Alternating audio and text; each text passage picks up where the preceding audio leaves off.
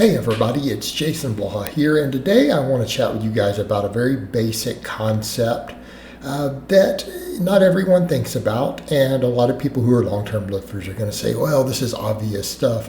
Well, it might be obvious to you, but a lot of people chiming in may not fully understand this because there's so many divergent schools of thought that you see people who are like, oh, all you need is big compound movements. That's all that you need to grow. And then you have other people who are like, oh, no, you have to isolate everything. And that's actually where you get most of the muscle growth, for a lot of muscles. And so because of these divergent schools of thought, no, this isn't common sense or obvious to everyone. But something to think about, and you guys will see examples through this. I've got 6 exercises linked through this video. And you'll notice they're all pretty dominant for certain muscles, right?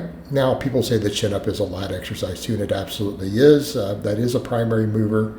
But the chin-up is absolutely a bicep exercise. Just like with the squat, the data actually does show that glutes probably grow more from squats than quads do.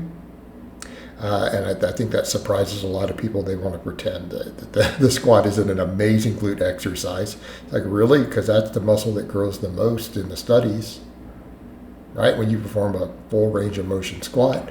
But it's still a quad exercise. So this is examples of what I'm talking about, of doing a big compound movement first in your workout and then finishing up later with an isolation.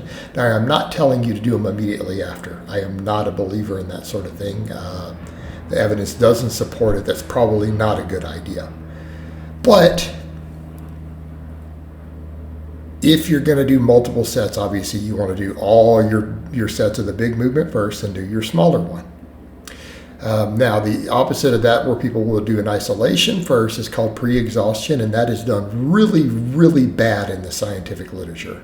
That is not a good way to stimulate growth, which kind of highlights the point. Doing a compound movement before an isolation, right, seems to produce the best muscle growth, which also means that compound movements are probably slightly more important in the grand scheme of things. So we do need to be clear on that. They do produce more overall muscle growth. Okay? They do. And I think that's really highlighted when the studies look at doing the two of them in a different sequence. Okay, and that is generally what we see in most of the scientific literature. There's occasionally some exceptions, but usually that's what you see. The best muscle growth is usually obtained in any given muscle if we do a big movement first, finish our sets of it, and do a small movement after. Okay, and this has been studied in a lot of muscles over the years. And in some cases, depending upon the individual muscle, right? In some cases, depending upon the muscle, what does that mean?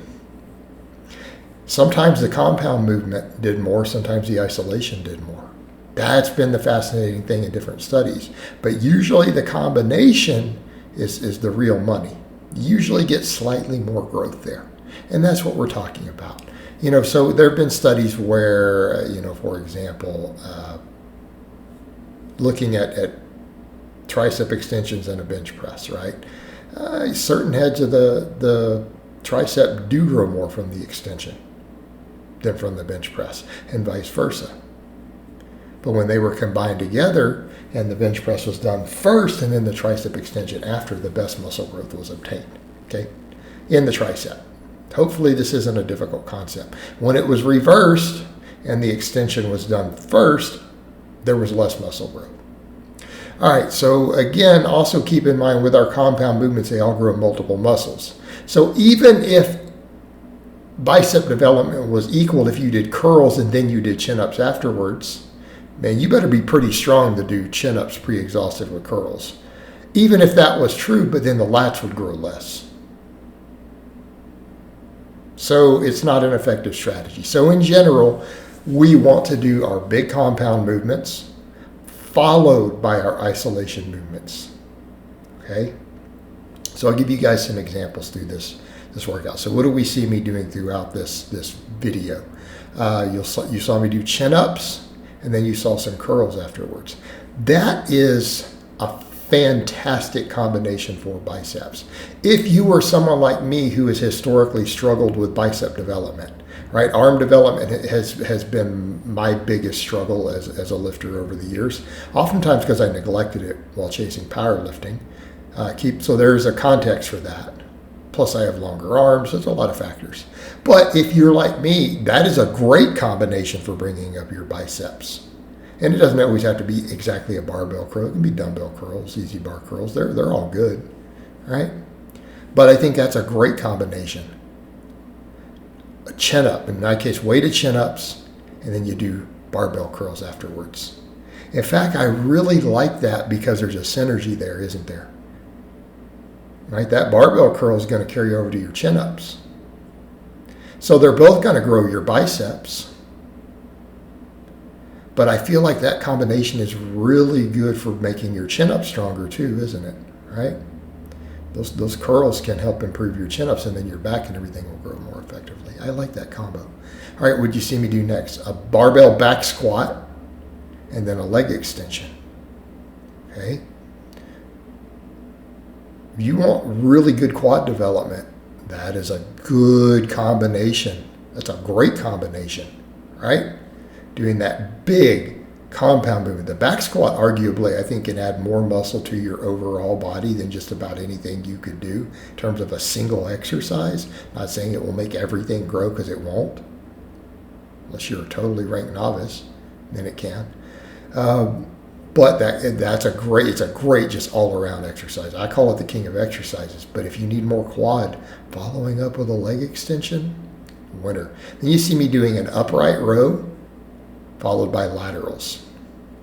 All right, I'm going to call that an all-around upper body builder. To be honest, because the delts are the biggest muscle in the upper body, right? They are. That has been proven repeatedly in cadavers. Everyone doesn't understand that. A lot of times they think of delts as a smaller muscle for a lot of reasons. It's really not. It's the biggest muscle in your upper body by pretty sizable margin. But again, the illusion created by our skeleton. It's bigger than your lats. I know that. Seeing that shot there, people are going to be like, what? All right, upright row followed by a lateral. You know how much muscle gets work? I mean, yeah, all three heads of the delt get work. That is why that combination works. Both of those exercises hit all three heads of the delt. The front, the side, and the rear. Not a lot of exercises do that. They also both work the traps. I mean, we could argue about pec and other stuff being involved in the upright row too. But man, bicep, forearm. But that combination, it's a great combination for building your shoulders because all three heads of the delt get worked on both, plus the traps. That's money right there. And then you're doing the big movement and then the small movement. Again, if you are struggling with shoulder size, that combination will fix it. That will absolutely fix it. All right, guys, but that's really all I have to say on that today. I hope it's been informative, and I'll talk to you guys next time.